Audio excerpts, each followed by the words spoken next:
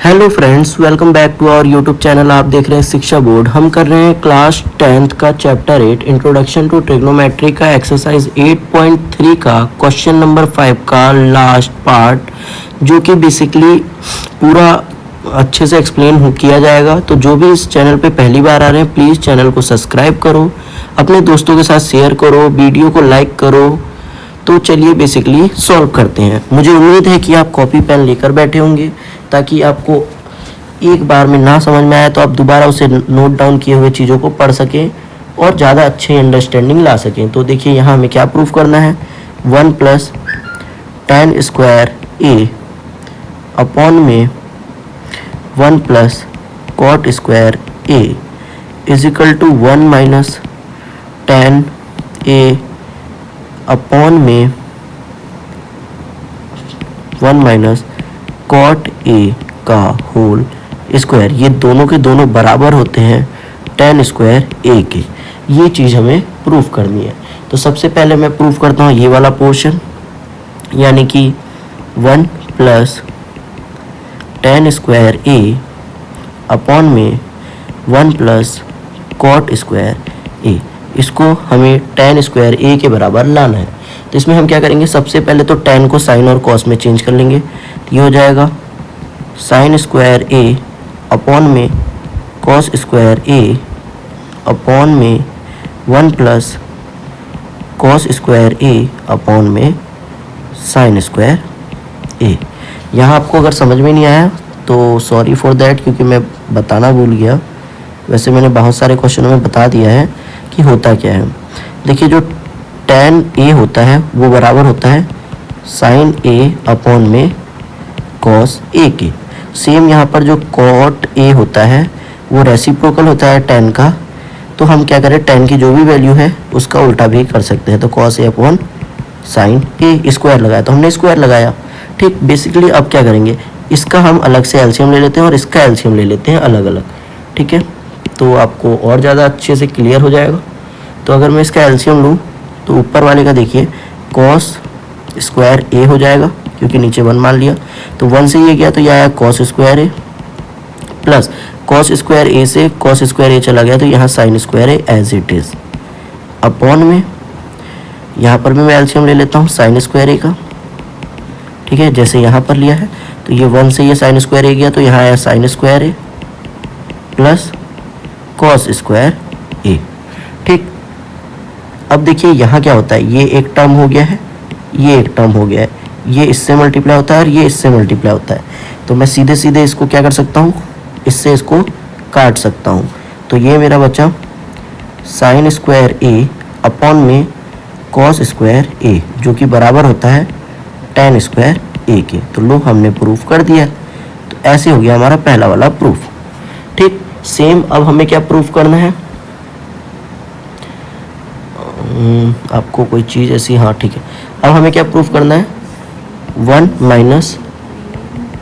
tan a का whole square upon में 1 - cot a का होल स्क्वायर। अच्छा, क्वेश्चन में ये इस तरह से दिया होगा 1 - tan a अपॉन में 1 - cot a का होल स्क्वायर, इस फॉर्म में दिया होगा। इसको ही मैं ऐसे लिख रहा हूँ ताकि मैं दिखा सकूँ कि मैं a - b का होल स्क्वायर यहाँ लगाने वाला हूँ और नीचे भी डिनोमिनेटर में a - b का होल स्क्वायर लगाने वाला हूँ। पिछला क्वेश्चन आपने नहीं देखा है तो वो देख लीजिएगा, उसमें मैंने समझाया है आइडेंटिटी कैसे और क्यों लगा रहे हैं। a square plus b square minus 2ab, ये होता है हमारा a - b का होल स्क्वायर। तो यहाँ पर मैं लगाता हूँ, तो ये आ गया 1 का square plus tan square a minus 2 tan a, है ना, अपॉन में 1 का square 1 plus cot square a minus 2 cot a। इस तरह से ये आ गया। ठीक है, अब देखिए जो 1 + tan स्क्वायर a होता है, 1 + tan स्क्वायर a जो होता है ये बराबर होता है sec स्क्वायर a के। तो वही करूँगा, और 1 + cot स्क्वायर a जो होता है ये बराबर होता है cosec स्क्वायर a के। तो मैं यहाँ पर लिख सकता हूँ sec square a minus 2 tan a, और यहाँ नीचे लिख सकता हूँ cosec square A minus 2 cot A. ठीक है, अब मैं क्या करूँगा, इस सेक को वापस से साइन और कॉस में चेंज करूँगा, है ना। तो मैं इसको वापस से चेंज कर लेता हूँ, इस यहाँ पर थोड़ा तिरछा करके लिख रहा हूँ। तो ये हो गया 1 में cos square A minus 2, tan को भी चेंज कर लेते हैं, तो क्या लिखूँगा, साइन ए अपॉन में कॉस ए। अब तो आपको पता चल गया ना, tan को हम साइन अपॉन कॉस लिख रहे हैं।